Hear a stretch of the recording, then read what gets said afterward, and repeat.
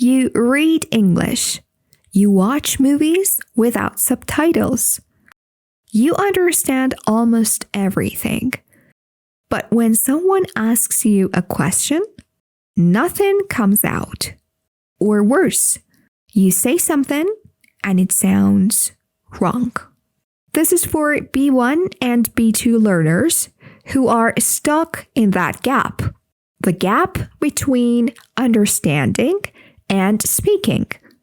By the end of this, you'll know exactly why this happens and what to do about it.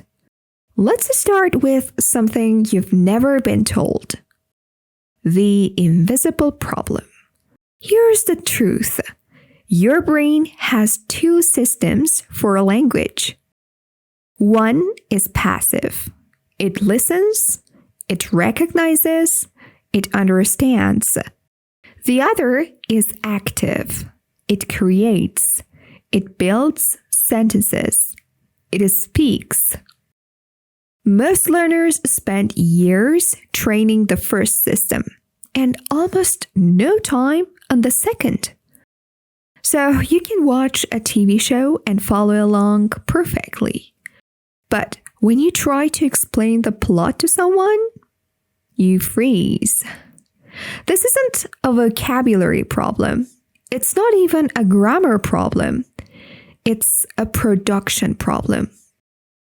And here's what makes it worse. Understanding feels like progress. So you keep doing it. You keep listening, reading, watching. And your passive system gets stronger and stronger. But your active system, it stays weak. Now, here's where it gets interesting. The speaking trap. Let me tell you about two students, Maria and June. Both B1 level, both studied English for 4 years. Maria could read news articles. June could understand podcasts at normal speed. But neither could speak fluently. So they both tried to fix it. Maria joined a conversation group. She forced herself to talk every week. It was uncomfortable. She made mistakes, but she kept going. June did something different. He kept watching YouTube videos. He kept reading.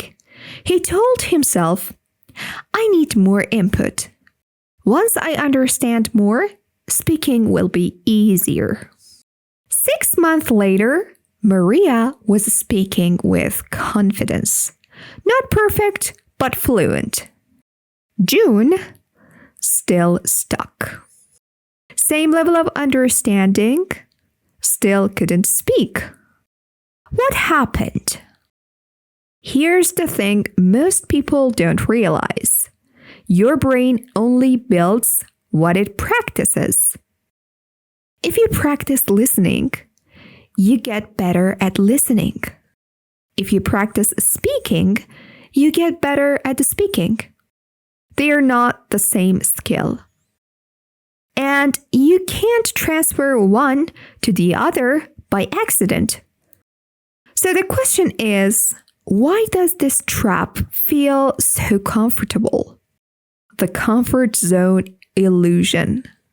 Here's why most learners stay stuck. Listening is safe. Reading is safe. You can do it alone. You don't make mistakes. You don't feel embarrassed. Speaking is the opposite. It's exposed. It's risky. Every sentence you say could be wrong. So your brain does what brains do. It avoids the discomfort. It tells you, just learn a little more, then you'll be ready. But ready never comes. Because speaking isn't about being ready. It's about being willing to be bad at first. Let me say that again. You have to be willing to be bad. Not forever, just at first.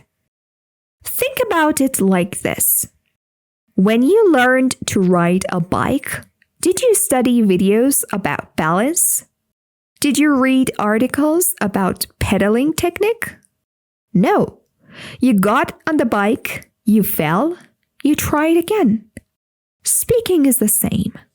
You have to produce language badly before you can produce it well. Now, here's the part that changes everything. The fluency secret. There is a specific moment when speaking starts to feel natural. It's not when you know every word. It's not when your grammar is perfect. It's when your brain stops translating. Right now, when you try to speak, here's what happens. You think in your language, then you translate it to English, then you check if it's correct, and then you say it. By the time you finish that process, the conversation has moved on. Fluent speakers don't do this. They think directly in English. No translation, no checking. The sentence just appears. And here's how you train that. You speak before you're ready. You don't plan the whole sentence. You start with one word. Then the next word comes. Then the next. It feels chaotic at first, like you're losing control. But that's exactly the feeling you need. Because fluency isn't about control. It's about flow. Let me show you what this looks like. The shadowing shift. Here's where slow English becomes your tool. Not slow English to understand. You already understand. Slow English to produce. When you shadow, when you repeat what you hear, you're doing something powerful. You're training your mouth, your rhythm, your brain to create sentences in real time. But most people shadow wrong. They listen to native speed. They try to keep up. They miss half the words. And they think, I'm terrible at this. Here's the better way. Shadow at 70% speed. Speak along with the audio. Match every word. Feel the rhythm in your mouth. This does two things. First, it removes the pressure. You can actually keep up. Second, it trains your brain to produce English automatically, without thinking. After 2 weeks of this, something shifts. You'll be in a conversation, someone will ask you a question, and you'll answer without planning. The sentence will just come out. That's the moment you've been waiting for. But there's one more thing you need to know. The mistake mindset. Here's the hardest truth about speaking. You will make mistakes. A lot of them. And that's not a problem. That's the process. Every mistake you make is your brain testing a rule, trying a pattern, learning what works. When you say, I go to the store, your brain isn't stupid, it's experimenting. It knows the rule, add ed for past tense. It's testing if that rule is universal. The mistake teaches it? No, not for this verb. So the mistake isn't failure, it's data. But here's what kills progress. When you stop speaking because you're afraid of mistakes. When you stay silent because you don't want to sound bad. That's when learning stops. Think about children. They make mistakes constantly. I eated the apple, he goed home. Do they stop talking? No, they keep going. And within a month, the mistakes disappear. Not because they studied, because they produced language over and over until it became automatic. You need to do the same thing.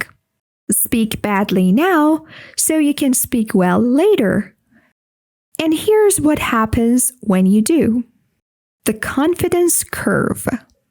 There's a curve to speaking progress. At first, it's slow. You hesitate. You correct yourself. Every sentence feels like work. Then somewhere around week 3 or 4, something clicks. You're in a conversation, you're speaking, and you realize you're not thinking about grammar. You're just talking. The words are common, the sentences are forming. It's not perfect, but it's flowing. That's the curve. And once you hit it, everything accelerates. Because now your brain has unlocked the active system, the one that creates language in real time. And the more you use it, the stronger it gets. So here's what I want you to remember. Understanding English is not the same as speaking English. They're two different skills, and you have to train them separately. You've already trained your passive system. You can understand almost everything. Now it's time to train the active one.